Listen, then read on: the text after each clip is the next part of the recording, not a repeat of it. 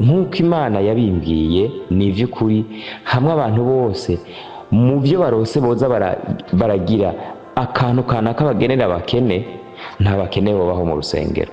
Abakizwa bose bohinduka abantu batunze kandi urukundo rwogaragara muri bo. Rya jambo Yesu yavuga ngo urukundo muzogenda mugiriranira nirwo ruzobamenyekanisha ko muri abigishwa banje, iryo jambo ryoba ijambo rishitse. Intahe Ngirakamaro TV.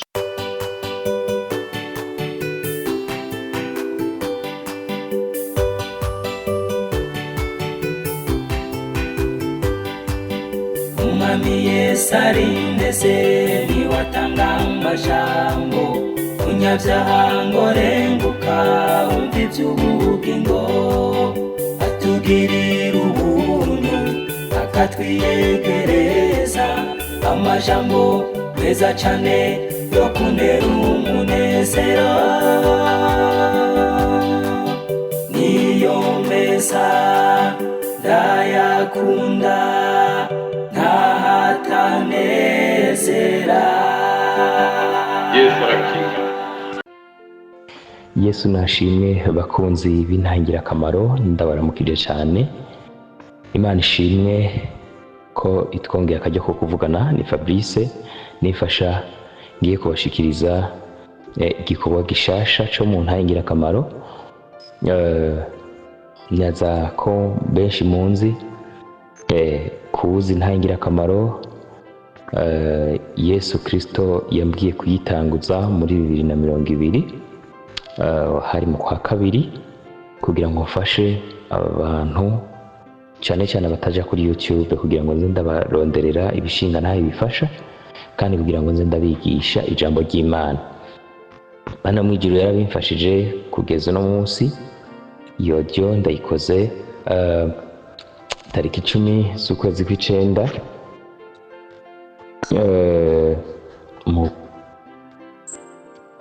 muri 2025. Haraheze iminsi Imana imbwiye gukora ikindi gikorwa mu Ntahe Ngirakamaro. Aho tugeze mu byo kuvuga ubutumwa bwiza turabishima. Murabizi ko dufise televiziyo.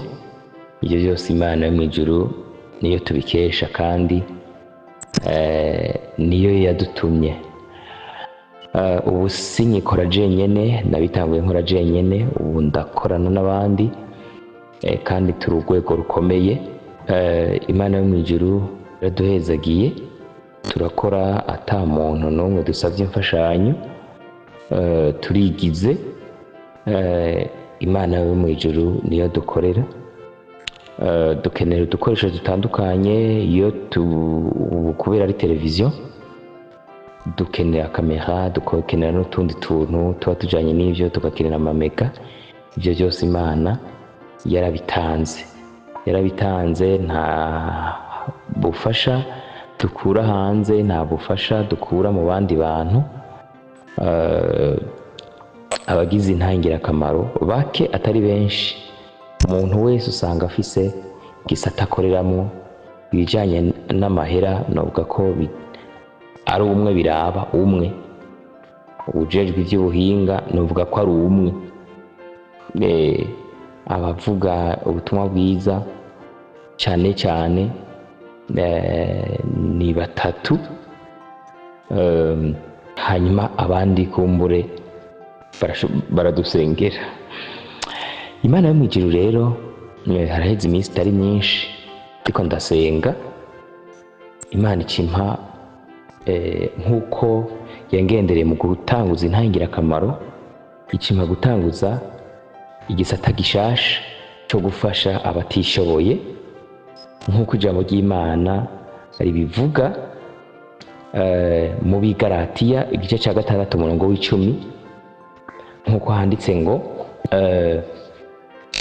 haranditse ngo mu Bigalatiya igice cya 6 umurongo w'10 haravuga ngo nuko rero iyo turonse uburyo tugirire bose neza, cyane cyane ab'inzu y'abizera.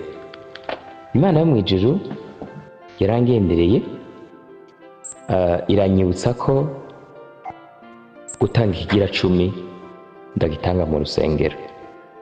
Gutanga ikigira cumi ndagitanga mu rusengero kigafasha ibikorwa vy'ishengero. Hanyuma Imana yo mw'ijuru iranyungura ubwenge ko nkwiye kwitaho abatishoboye bo mw'ishengero. Imana indongora gute?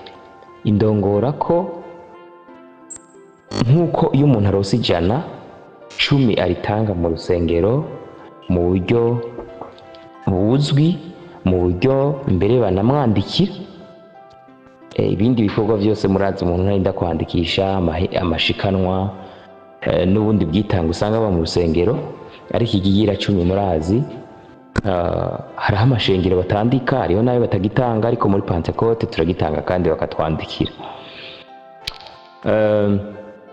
Rero Imana yo mw'ijuru iranyungura ubwenge ko haruhande ya 10 canke 10 ko nkwiye kuza ndafata nkongerako ikindi gice cyo gufasha abatishoboye, cane cyane abo mu nzu y'abizera.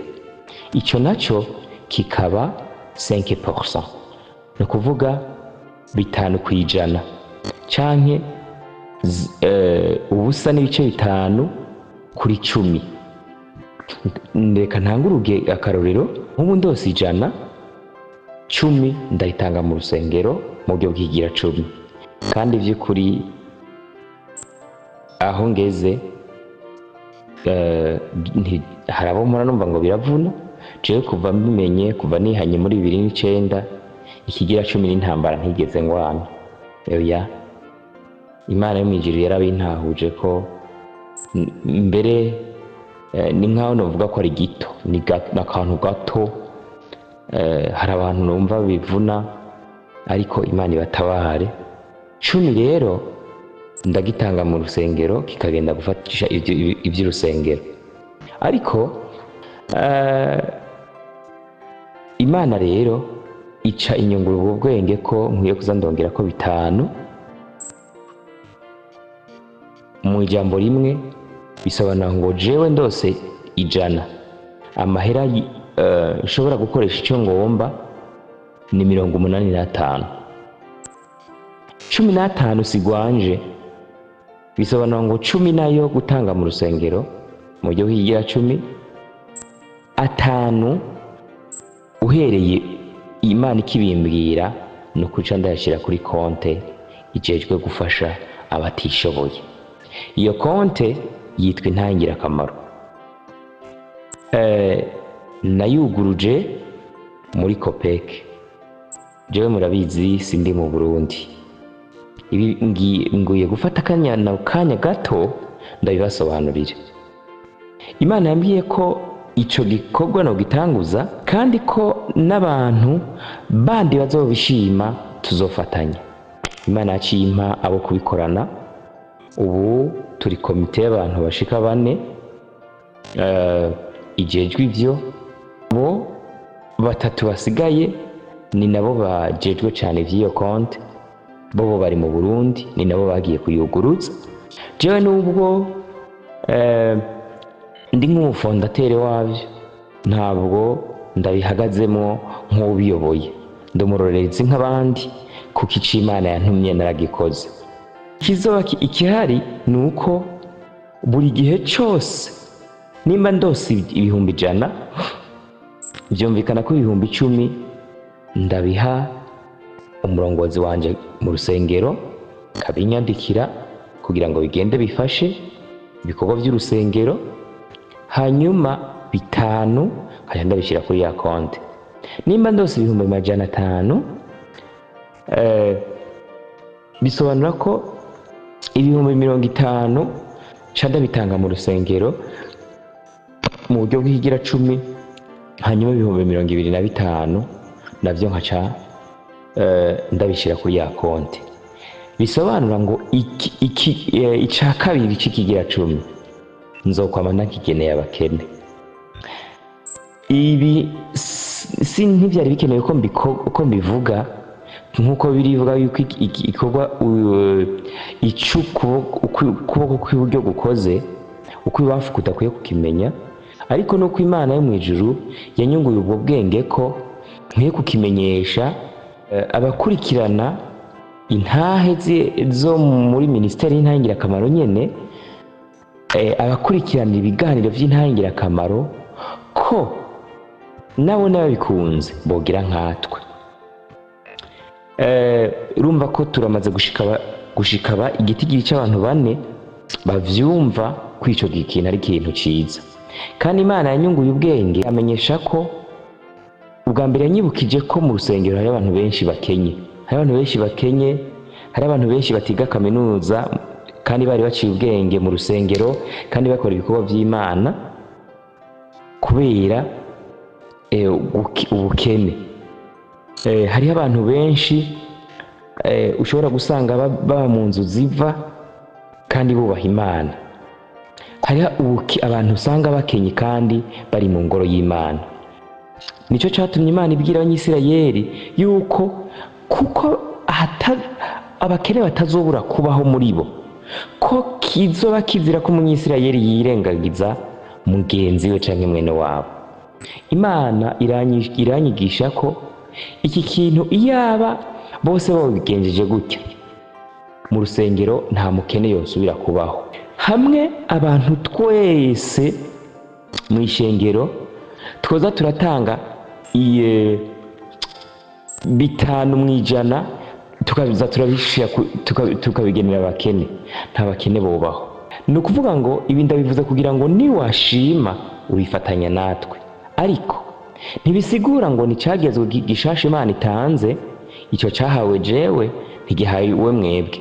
Ntibisigura ngo nicagezwe gishasha yuko umuntu abwirizwa gutanga 15% y'ivyo aba yarose. Oya, niko umuntu azoba yumva iki gikorwa gishimye. Ikigira kabiri suko umuntu abwirizwa gutanga 5% gusa, oya, kuko na jewe hari igihe nzorenza, kandi ni nkuko naciye nsezerana Imana mu mutima ko hariho amahoveni amwe bisobanura ko hariho ahantu nsanzwe nzinkura, ibyo nashimye kubitanga 100%. Hariho utuntu namaze gusezerana Imana nti utuvuye hariya twose nzodushira kuri iyo konti, n'utuvuye hariya twose nukudushira kuri iyo konti, hama mu bisigaye bindi byose ibyo nzogenda ndonka 10% ni mu rusengero, 2 cyavyo ni kuri konti y'Intahe Ngirakamaro kugira izofashe cane cane abakene bo mu ngoro bari mu ngoro y'Imana. Rero ntibisigura ngo ntanga 5% gusa, oya, ahubwo ndashobora no kurenza. Jewe kuri jewe icitonderwa nuko ntatanga ikintu kiri munsi ya 5%. Igihe Imana izo bishoboje nico bakimeze nk'umushahara, je ko batabizi ndumukozi w'Imana, ndumuvuga butumwa, nta hantu nkora mu buryo bw'umushahara. Imana yamwijira igihe yampamagara ngize ubwoba nti none nzobaho gute, yanyishinga ibikorwa by'amaboko yawe bizogutunga. Iyo bikunze nkagira utwo nkora, utwo ndose 10% cyatwo ni mu rusengero, ariko 5% kavyo ni kuri ya konti. Yesu nashimwe. Rero mbega iyo dio ndayikoze kubera iki? Ndayikoze kugira ngo wewe uzoshikirwa n'inodiyo, wumvise ufatanya natwe, turagutumiye. Konte yuguruye Umuramvya ni konte 4 ni kuvuga ni 400 hama 25 canke 40 025 ni konte iri muri Copec yugururiye Umuramvya. Aho uri hose ushobora gushirako amahera ukaduha bordero, cyangwa ushatse kutwihisha uyiduha utayiduha amahera bagiye ko burya. Hanyuma no kuvuga ni iyo donate ishizweho kugira ngo abantu bakeneye ubufasha baturondere ngo tubafashe. Nta muntu n'umwe tuzoduha ari uko adusavye, ahubwo Imana abizoturongorera ko gufasha nibo tuzofasha. ab'Imana izotubwira gufasha nibo tuzofasha, canke abazoba babaye abafatanyabikorwa bo muri twebwe, abo bazoba bumva ko iki gikorwa kibaraba, nimba ari uw'Imuyinga, nimba ari uwo mu Ruyigi, nimba ari uwo mu Kirundo, nimba ari uw'Ubujumbura, n'abari hanze y'igihugu. Abo tukaba kuko iyo umuntu umaze kuba mufatanya agasezerana isezerano yo gufatanya namwe, akakora muri ubwo buryo Imana natwe yatubwiye, uyo birumvikana ko dutinda tukamenyana. Uyo azoba yemerewe kutubwira ati hari umuntu akeneye ubufasha muri kano karere mperereyemo. Uwo tumaze kuvyihwereza hamwe tuzomurungikira, tuzogenda turotira amahera kuri konte tumurungikire amufashe. Canke nimba Imana izobe iduhaye kugenda gufasha abo mu gace kanaka, dushobora no kugenda turi abarenga umwe, turi benshi, tukikora tukagenda tukabafasha abo bantu, tukabaserukako. Ibyo tuzokora byose tuzobikora mu izina rya Kristo Yesu, kandi tuzobikora nk'abana b'ishengero, tuzobikora mu buryo bwo gutera iteka ishengero, kugira ngo Imana niyabikunda mu rusengero ntihakongere kuba umukene. Amahera yose azongenda abaho aboneka muri iki gikorwa azokorwa gute, azokoreshwa gute? Cyane cyane nayo gukora ibintu bitatu, nk'uko rya jambo ry'Imana ryaturongoye, Imana yo mu ijuru yandongoresheje, rivuga no kugira neza bose, ariko ubwa mbere cyane cyane abo mu nzu y'abizera. Bisobanura ngo aya mahera azoba agenewe gufasha abakene bo mu bizera. Aba kabiri bashobora gufashwa ni abatizera bivanye n'ubufasha bakeneye, kuko nabo Imana irabakunda. Nubwo batazoba bakijijwe, nubwo baba ari abasilamu, nubwo baba ari abantu batizera izina rya Yesu, igihe bizoba bigaragara ko ubwo bufasha bukenewe, Imana ibidushoboje, abo nabo tuzobafasha. Iyo ni tire igira kabiri. Tire igira gatatu, tuzofasha no gushigikira ibikorwa byo gushikana ubutumwa aho butaragera, no kuvuga misiyoloji. Jewe ndi umumisiyoneri kuva muri 2021.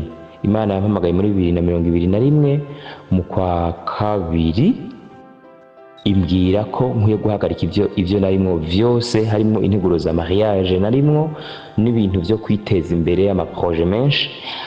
Irambwira ngo bihagarike, genda ufashe abandi bari mu gikorwa cya misiyoloji. Kuko nari isanzwe ndi umukristo, sinumva ko ninjira mu byo ivugabutumwa nk'umuvugabutumwa nyine. Numva ko nzokora mu buryo bwo gushigikira mu buryo bw'amafaranga. Hariho mu engineer twari twavuganye, jewe nize génie mécanique, no kuvuga ndi mu bya engineer mécanique, nubwo ntabibandanije kuko Imana kuva nkiri ku ishuri yari yambujije ko ntazokora ubundi buzi usibye kuyikorera. Hari undi mu engineer twari twavuganye ko twoca dushinga company mu buryo bwacu, hanyuma ko twogenda twunguka tukagenda dufasha abamisiyoneri. Ariko byagaragaye Imana yo mu ijuru yashimye ko ntabo gushigikirisha uburyo, ahubwo mbo gushigikirisha ubutumwa bwiza. Rero iki gisata nk'uko narabigabiye kuva kera, tire igira gatatu kizoshigikira ibikorwa vya misiyoloji uko Imana yo mu ijuru izogenda biduha. Ndangize iyi audio ndiko ndavuga nti kirazira kikaziririzwa, ntihagire umuntu yiyumvira ko iki gikorwa gishobora gusubirira ikigira 10. Amahera twemerewe kwakira, na jewe ndu umukozi w'Imana, kandi ibyo nkora byose nzobikora ndi nk'uzobikorera mu kwaha kw'ishengero, kuko mbayeho kugira ngo nteze iteka izina rya Yesu n'ishengero. Nubwo mu ishengero byoshika nkabonera y'amakuba, jewe Yesu yampamagariye ngo ishengero nzogume ndarikunda nk'uko naryone n'igihe ryamwanka yagumye arikunda. Bisobanura ngo ivyo nzokora byose bizokorwa mu izina rya Kristo Yesu kandi bizokorwa bishigikira ishengero. Kirazira rero kikaziririzwa yuko umuntu ejo yohavura aronka ahura n'izindi nyigisho mbi nk'uko zihora zibaho zivuga ngo gutanga ikigira 10 ntibikenewe, utanze ikigira 10 abakozi Imana baca baja kwirira. Muntu yemerewe kudeturuna ikigira 10 ngo akizanye muri ibi byo gufasha abatishoboye byitwa intangirakamaro mu ntangirakamaro. Ivyo ntivyemewe. Buri abantu bishobora kwemerwa, abantu bo novuga bo mu micibiri. Hari abantu byoshiki audio bakayumva kuko mvuga ubutumwa kuri internet, ababwumviriza sa Pentecote gusa. Hari abantu bashobora mu mashengeri wabo kuba ikigira 10 batagitanga. Byo bibaho. Agaca asezerana mu mutima ati na kare twebwe ikigira 10 ntitwagitanga, ariko je nari nsanzwe nshaka gitanga, uwo ikiwe tuzocemera. Kuko n'ubundi mu rusengeri wabo nta gahunda yo kugitanga ihari.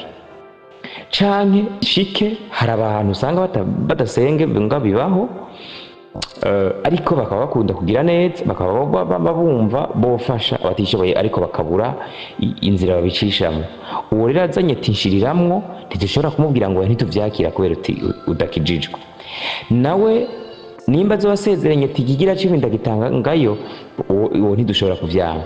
Ariko mbere na mbere ushigikira ishengero usengeramwo, iki gikorwa ntikiziye gusega. Iki gikorwa jewe n'abandi dufatanije tubwirizwa kuzobaho tutiteguriye guhabwa, ahubwo twiteguriye gutanga. Kizoba kizira kikazirizwa yuko hari uwo muri twebwe asaba ubufasha ngo muri bimwe twaziganye. Twebwe tuzoba bafasha ntituzoba bafashwa. Nta muntu n'umwe n'ubwo w'umufatanya bikorwa wacu yovuga ngo ni mumfashe ngo nanje nkorafasha. Umuntu wese azoba yemeye gufatanya natwe niyagira icyo akena azambaza Imana yiwe, hanyuma azoba atanze bizoba bigenewe gufasha abandi. Nuko ibintu bizoba bimeze. Umuntu wese azoba ashimye gufatanya natwe ni za nimero nyene zo mu ntangirakamaro, uturondeye tuzoguha ubusobanuro burenze ubu. Nimero ya konte nayo twayibabwiye ni 40025 yugururiye Muramvya muri Copec. Ushimye kudushigikira, ushimye gushiraho isezerano usezeraniye Imana, ushimye kwama udufasha ushiramwo nawe mu buryo bugenywe, uvuga uti buri gihe nzokwama ntanga ibi, kaze. Cyangwa uvuga ati uko ndose niko nzotanga, kaze nta ngorane. Kandi ibi ni ukugira ngo umuntu wese yumve ko yugururiwe, nayo ubundi igikorwa cyaramaze gutangura, kandi n'igihe bitari bwashingwe uko Imana idushoboje twari dusanzwe tubikora. Ariko Imana igomba ko tubikora mu buryo bukomeye nk'uko Imana yabimbwiye. Ni ivy'ukuri hamwe abantu bose mu byo barose boza baragira akantu kanaka bagenera abakene, nta bakene babaho mu rusengero. Abakizwa bose bohinduka abantu batunze, kandi urukundo rwogaragara muri bo. Rya jambo Yesu yavuga ngo urukundo muguzogenda mugiriranira nibwo ruzobamenyekanisha ko muri abigishwa banje. Iryo jambo ryoba ijambo rishitse. Murakoze cyane. Nibi dushimye kubashikiriza. Uzogira ikibazo azobaze kuri izi nimero mugomba mwumve mu kanya. Imana ibahezagire.